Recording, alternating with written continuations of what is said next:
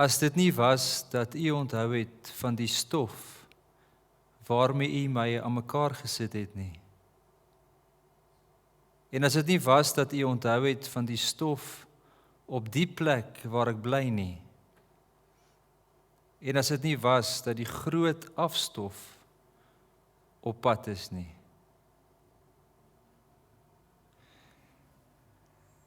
Die waarheid van die lewe ontnigter ons. Maar dit maak ons ook tegelijkertijd vry. Dit bring vir ons insig en dit behoort ons ook op die pad te sit om wysheid te vind. En daarvoor het ek en jy genade en vrede nodig. Amen. Baie welkom. Ons kuier vanoggend saam. Ons is in die tyd in Pinkster. Saam met dit het ons president gevra dat ons ook hierdie dag sal sien as 'n nasionale biddag. Maar dat ons ook op ons kerkkalender, dat ons ook die sakrament van die nagmaal vier. En ek weet, dalk het jy 'n probleem vanoggend daarmee, want ek weet nie wie van ons het nog wyn oor in die huis nie. Maar as jy nog kan wyn bymekaar kry iewers, en vir jou 'n broodjie kan kry, gaan haal dit gou. Die van julle wat na die opname kyk, kan vir 'n oomblik net stop, en alles dinge net gereed kry, ook net vir ons bediening van die nagmaal later.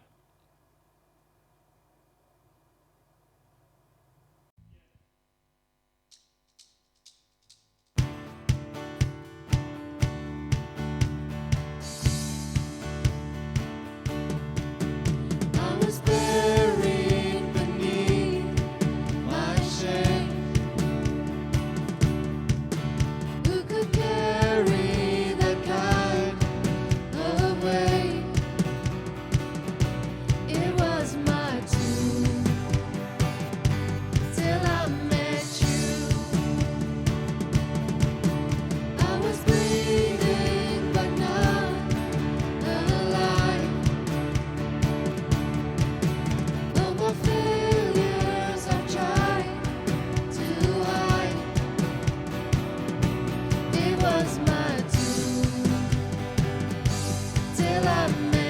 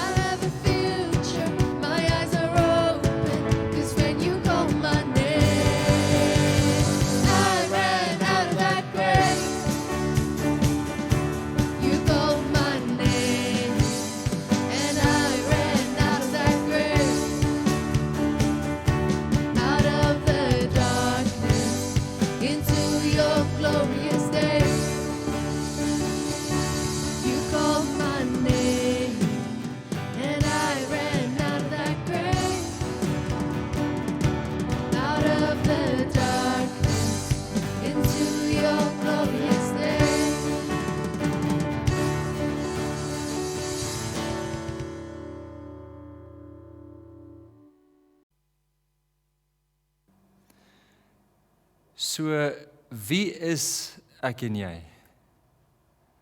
Dit is van die grootste lewensvrae wat elkeen van ons vra, of jy nou daarvan bewus is of nie. En ons gebruik groot woorde daarvoor. Ons sê partykeer ons is besig met selfontdekking of selfverwesenliking of selfaktualisering. En dit vind plaas vandat ons klein is totdat ons groot is. Deur elke lewensfase vra jy hierdie vraag. En partykeer vind jy die antwoord in dinge wat jy kan doen, in dinge wat jy dalk het. Partykeer vind jy dit in die groep, in die kultuur waarbinne jy leef, of in die subkultuur waarin jy vasgevang is. Maar almal van ons vra hierdie vraag. 'n Ware vertelling wat ek nou die dag hoor is dat 'n baie jong predikant by 'n graad 3 of 4 klasie verbygaan en sê hy wil hulle graag leer en hy hou vir hulle ook mooi voor Psalm 23 en hy vertel vir hulle in detail hoe lyk ou Israel en hoe lyk die berge en die dale en al die dinge en die stof en die stok en die staf. En uiteraard eindig hy met die gedagte van nou wie is die skape en is die herders, maar hy is nogal trots op homself dat hy ook nou die herder is van hierdie gemeentetjie waar hy nou ook begin werk het. En hy vra so vir die kinders nou so ten afsluiting of hulle nou baie mooi verstaan het, so wie sê julle is die skape? En die een seentjie agter antwoord, hy sê, ons, die kinders, is die skape. Hy sê, jy verstaan mooi en hy sê, so wie is die herder? En half selfvoldaan dink hy nou, dit sal nou hy wees. En die seentjie antwoord, die Here is die herder. En hy is heeltemal oorbluf en hy sê nou, maar wie is ek dan nou? En die seentjie antwoord, seker die skaaphond. Jy sien, ons wonder partykeer waar pas ons in. Baie van ons min van ons sal genee wees om as skaaphond gesien te word, terwyl jy jouself dalk sien as meer. Maar die gevaar na die ander kant toe is net so groot, dat ons mekaar dalk sal sien en onsself sal sien as te min. Ek wil graag hê, en dit is die gedagte waarmee ek ook vanoggend sou wou eindig, dat ons vanoggend in die tyd van Pinkster, in die tyd van 'n oproep dat ek en jy moet bid vir ons land, onsself sal sien as aardse stof, maar met goddelike asem. Dat ons in 'n mate tevrede sal wees oor die plek waar ek is, maar met die gedagte dat ek elke oomblik weer word en groei en geroep word. Ek lees die laaste week op iemand se blog en ek wil graag so vir ons voorhou. Sy skryf, die mensdom kan so dikwels fokus op waar ons wil wees en wat ons wil bereik. Sekerlik prysenswaardig. Dit bou karakter en toon ambisie. Maar ons moet ook nie vergeet om dankbaar te wees vir presies waar ons onsself tans bevind en ja, selfs ook waar ons vandaan kom nie. Ek weet verseker vandag dat ek wel op 'n punt weer begin lewe het. Weer lewensvreugde begin ervaar het, stukkies van my lewe begin terugkry het, wat ek lankal geglo het dood was.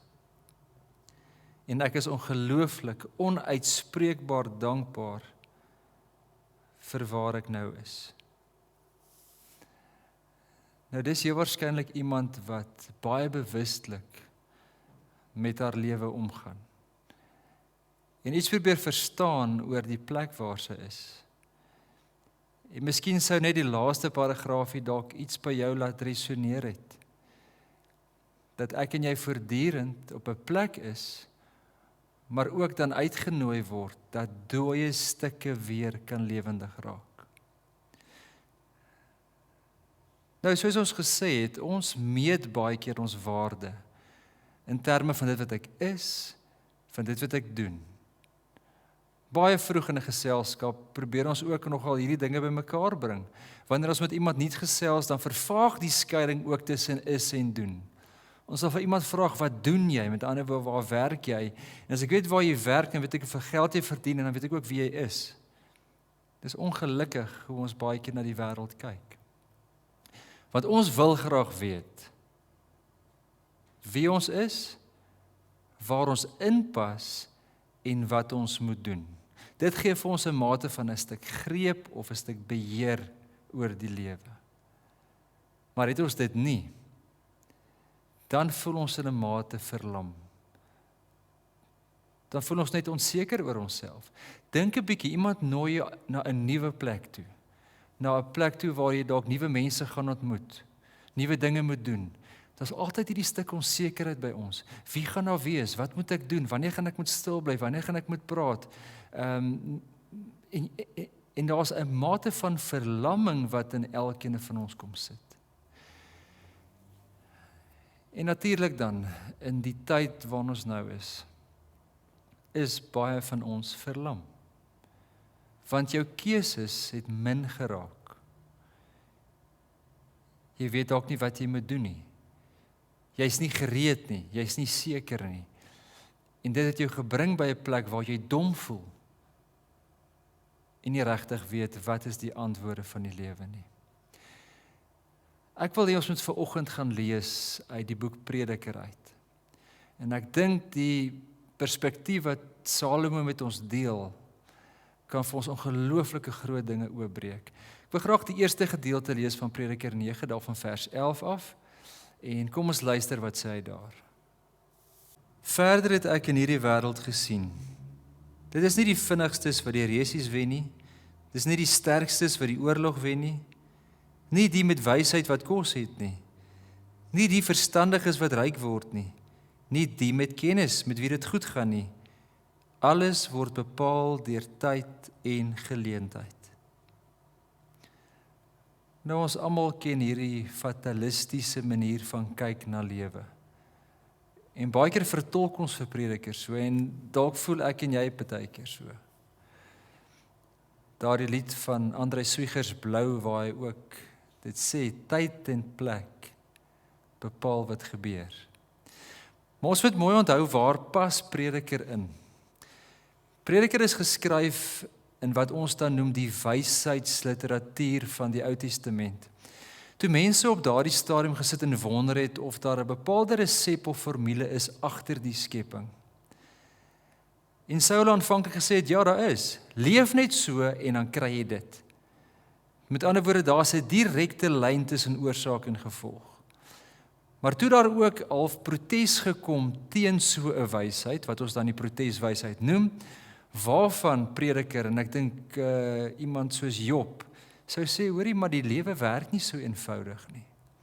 So waar Spreuke dalk vir ons sou sê, hoe lyk 'n perfekte lewe as almal doen wat hulle moet, kom prediker eintlik en hy sê vir ons, kom ons wys vir julle, hoe lyk eintlik 'n onvolmaakte lewe en 'n onvolmaakte wêreld. Daar's geen sekerhede nie. Baie dinge word maar net bepaal deur tyd en geleentheid. Maar nou het Salomo nog iets baie mooi raak gesien, en ek lees dit vir ons, dis daar van vers 13 af. Ook hierdie stukkie wysheid het ek in die wêreld gesien. En vir my was dit belangrik. Daar was 'n klein stadjie met min mense. 'n magtige koning het in die stad opgetrek, dit beleer en hom daar ingegrawe. In die stad was 'n arm man met baie wysheid, en hy het die stad deur sy wysheid gered. Maar niemand het die arme man onthou nie. Salomo verwys na iemand wat geen posisie het nie, geen naam, geen titel, geen rykdom, geen aansien nie. En nou moet ons mooi verstaan dat as Salomo na hierdie persoon kyk en sê, maar hier is iets belangriks wat ek gesien het, dat Salomo mos gesien is in die Ou Testament as die mees wysste persoon. Ons weet dat hy op 'n stadium net kon kies wat hy wou gehad het. En dan het hy wysheid gekies. En dan sien hy iemand raak wat half in sy oë half meer wysheid het as hy, en vir wie hy half erkenning moet gee. So sien hierdie vergelyking wat plaasvind, is so asof 'n baie bekende, sê net maar die mees beste atleet in die wêreld wat Olimpiese medaljes bymekaar gemaak het, na 'n ander atleet kyk en sê, hoorie, dis die ou wat jy moet dophou. of 'n musikant wat Grammy Awards bymekaar gemaak het en die meeste plate en albums verkoop en sê, hoorie, maar daar's nou vir jou talent, hoor. Ek is nie die een nie, daar's iemand anders. Dis wat hier aan die gang is, nê? Dat Salomo wat wys is, wysheid raak sien en dit wil uitlig. En nou moet ons ook nog onthou nie, dat Salomo het wysheid gehad en hy kon daardie wysheid gebruik het, saam met 'n titel. Hy kon dit gebruik het, wel saam met enigiets wat sy hart begeer het, saam met rykdom, saam met die mag wat hy gehad het. So Salomo het nie net wysheid gehad, hy het klomp dinge gehad waarmee hy ook die wysheid wat hy gehad het kon toepas. En hier sien hy net 'n ouetjie. En wat nog verder ook belangrik is, dat ons sê baie keer iemand is 'n klein visie in 'n groot dam en 'n groot vis in 'n klein dam. Die teks sê dis 'n klein stadjie. En selfs in die klein stad het hierdie ou dit nie gemaak nie. So daar's nie eers baie mense om uit te kies nie. Hy hoef nie eers bo baie te kon uittroon nie, maar selfs daar het hy nie 'n naam of 'n titel gehad nie. Hy is onbemind, half ongeken. Niemand weet eers wie is hy nie. En selfs nadat hy hierdie ongelooflike groot ding gedoen het om 'n stad te red, het niemand van hom geweet nie. Ek en jy dink baie keer dat bekendheid of 'n naam of geld of besittings of aansien nodig is om op hierdie aarde te kom leef. Ons weet, ons praat die laaste tyd dat God vir elkeen van ons op hierdie aarde kom sit het om met 'n impak te kom leef. En wat ons dan baie keer verlam, wat ons half baie keer net uit die spel uithou, is die feit dat ons sal kyk na dit wat ons het en na dit wie ons dink ons is en onsself daaraan meet. En dan gaan ons eintlik nog verder en ons doen nog 'n meer slegte ding. Ons kyk eintlik na dit wat ons nie het nie en dit wat ons nie is nie. En dis baie keer waar ons aandag en ons fokus lê. Ons sal dalk sê, wel, ek het nog nooit dit, of ek het nog nooit dat gehad, of ek kom nie van daai familie af nie, ek het nie hierdie geleerdheid nie, hoe jy ook al jouself definieer jy jouself baie keer in terme van dit wat jy nie is nie, en daardeur kom jou beperkinge. En is ons dan besig om eintlik 'n vergelykingsspel te speel. Ons doen dit op sosiale media, ons doen dit in die regte lewe. Ons kyk rond en ons meet en ons pas. Daardie lied wat Dion Meyering geskryf het en ook hier gesing het 2 maande terug, waar hy vra, en wie is die koning? En wie is melaats? Wie is die regter wat die spieël weerkaats? Gelyk geskape, maar krom verdeel. Wie is stikkend, wie's meer heel? Want ek en jy speel hierdie tragedie elke dag uit. En ons kies self sommer dat ons hoofkarakters kan wees in hierdie toneel. Oor dit wat ons nie is nie en wat ons nie het nie. As ek en jy hoor dat ons op hierdie aarde is om 'n sekere lewe te kom leef, dan mag ons onsself nie definieer deur wat ons nie is en nie het nie. Ek meen hierdie arme man, sonder naam, sonder besittings, sonder aansien, het die vermoë in hom gehad, het die kapasiteit in hom gedra om 'n stad te red. Die aansien van mense en hoe ander mense ons sien, was nog nooit in God se oë so belangrik, dat dit ons waardig gemaak het nie. Ek meen, dink jy vir een oomblik Dawid, of vir Jeremia, was in die oë van die mense die een, wat groot dinge sou doen vir God. Wel, selfs in sekere van ons se eie oë, nee, dink aan iemand soos Gideon, dink aan selfs iemand soos Moses, wat op 80 jaar net in homself twyfel en sê, maar ek kan nie hierdie ding doen nie. Ek is nie goed genoeg nie. Ek het nie wat ek moet hê nie. Ek is nie wie ander mense dink ek is nie. As ons vanoggend hoor dat ons onsself moet sien deur die oë van God, dan word ons uitgenooi om te word en meer te word dit wat ons is. Thomas Merton het 'n ongelooflike mooi aanhaling hieroor geskryf en ek gaan dit nou lees. There is in all visible things an invisible fecundity. Nou, dit is maar al 'n fertility of dan die vermoë om te produseer. A dimmed light, a meek namelessness. Trek nou daai verhaaltjie van Prediker 9 nader. A hidden wholeness. This mysterious unity and integrity is wisdom, the mother of all natura naturans. There is in all things an inexhaustible sweetness and purity, a silence that is found of action and joy. It rises up in wordless gentleness and flows out to me from the unseen roots of all created being, welcoming me tenderly, saluting me with indescribable humility. Almal van ons voel nie altyd sterk genoeg, bemagtig genoeg, gereed genoeg nie. Maar sal jy ooit? Ek het al baie keer mense raakgeloop wat gesê het, nee, ons gaan met 'n gesin begin eers as ons genoeg geld het. Of ek gaan eers hierdie ding doen as ek daarvoor gereed is. God steur hom nie aan jou gereedheid nie. As 'n afsetterspistool in die lug gehou word en iemand sê neem jou plekke gereed, dan hang dit nie af of jy regtig gereed voel nie. Maar alles is in plek. Alles het jy nou om te kan doen wat jy moet doen wanneer daardie sneller getrek word.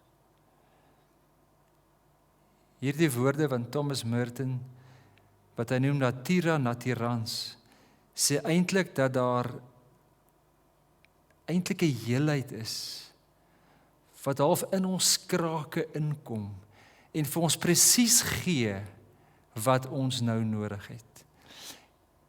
En as soos ek nou hier sit en jy dalk nou daar sit, het ek en jy alreeds genoeg en word ons meer en meer dit wat ons veronderstel is om te wees. Alles wat jy nou nodig het jy nou. Ons mag nie onsself gaan meet in terme van dit wat ons nie is nie, of nie het nie. Daar was 'n arm man in 'n klein stadjie, maar hy het daardie stad gered, omdat hy wysheid gehad het. Ek en jy het hierdie wysheid, hierdie goddelike vermoë in elkeen van ons.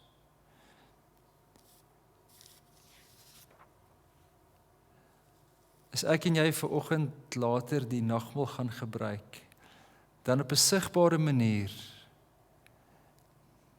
met 'n beker en wyn en met brood, is daar voedingsstowwe wat in jou lyf inkom, wat deel word van jou lewe en van jou liggaam, wat iets hiervan simboliseer, dat God in jou is. Hoor gou mooi, ek en jy word nie beperk deur dit wat ons nie het nie, en dit wat ons nie is nie, maar ons word beperk deur dit wat ons nie gebruik nie. Ons gebruik nie altyd dit wat God in ons ingesit het nie. En ek en jy moet wel verantwoordelikheid daarvoor gaan vat. Met intensie, met dissipline, met die vermoë wat jy het, moet jy daarin glo. Jy moet jy verantwoordelikheid gaan vat vir hierdie lewe wat jy ontvang het. Dat daar ook stukkies lewe kan deurbreek op die plekke waar jy jou voete neersit. Ja, daar was ook 'n ander arme man ook gebore in 'n klein dorpie in Nasaret, gebore in Bethlehem, verskoon, groot geword in Nasaret, ook in baie oë nie baie noemenswaardig nie. En hierdie persoon Jesus het die waarde van lewe in my jou kom uitgiet, toe sy bloed en sy liggaam ook gebreek is. Ja, ek en jy is dalk net aardse stof, maar met goddelike asem. Amen.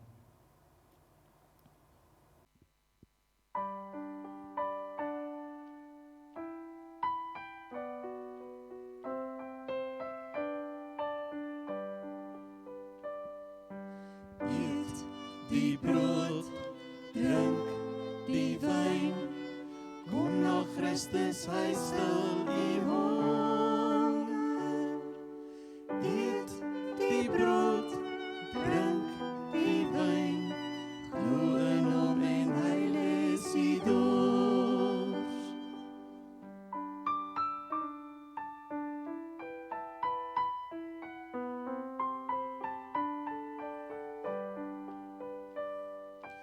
Eet die brood, drink die wyn, kom na Christus, hy stil die honger.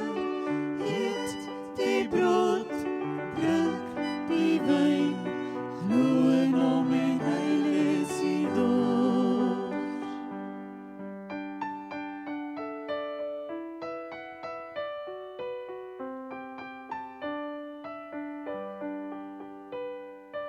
Eet die brood, drink die wyn, kom na Christus, hy stil die honger. Eet die brood, drink die wyn, glo in hom en hy les die dors.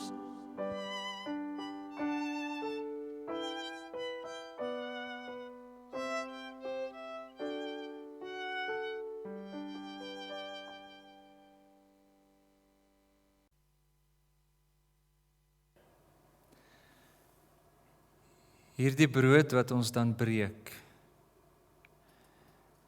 dis dan die deelgenootskap wat ons het met die liggaam van Christus. Ons eet almal daarvan.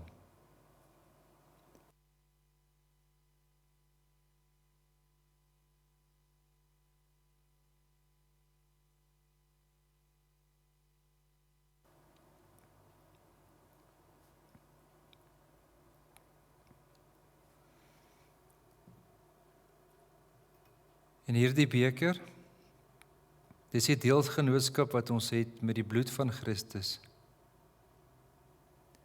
Kom ons drink almal daarvan.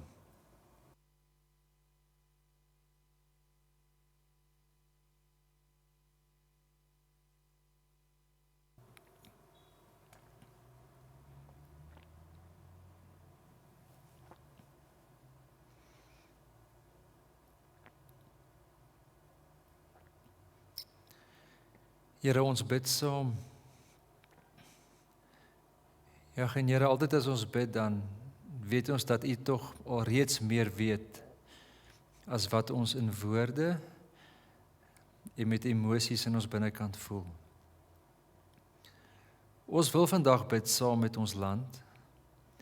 Ons wil bid dat U ons sal help, dat U wat teenwoordig is in die eerste plek, sigbaar en vatbaar kan word, Here, deur ons. Dat ons nie U genade en die liefde vir onsself sal hou nie, maar dat ons land dit juis nou nodig het, dat ons na mekaar toe kan draai in goddelike liefde. Here, in die eerste plek U kan erken as die gewer van lewe, en dat U dan in en deur ons kan werk. Here, daar is so baie waarvoor ons kan bid vandag, vir mense wat siek is, vir mense wat dalk hartseer is, vir mense wat net heeltemal oorbluf is deur 'n virus of dalk deur 'n ekonomie of 'n bankrotskap of 'n vrees of onsekerheid. Ons weet U kan met U genade en met U liefde ingryp in mense lewens en ook ons gemoed verander. U kan hoop gee. Here, my help ons dat ons baie keer ook verkeerd leef. Half met ons agterkant na U toe. Dat ons werklik sou gaan tyd maak om by U te kom sit. Dat U dit kan doen. En wanneer U ons dan volgemaak het, dat ons dan van daar af dan ook kan gaan lewe met 'n impak en met krag, omdat U Gees ook in ons uitgestort is. Dis ons gebed in Jesus naam. Amen.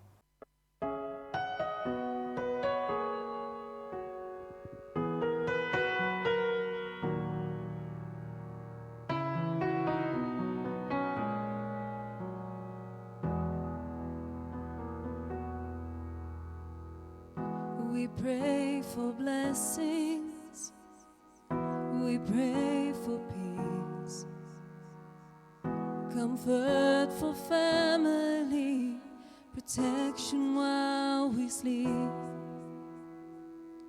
We pray for healing, for prosperity.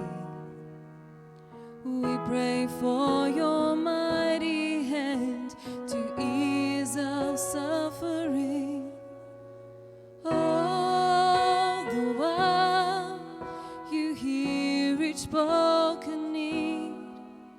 Yet love is way too much to give us lesser things. 'Cause what if your waiting sounds through raindrops? What if your healing comes through tears? What if 1,000 sleepless nights are what it takes to know you're here? What if trials of this life are your mercies in disguise?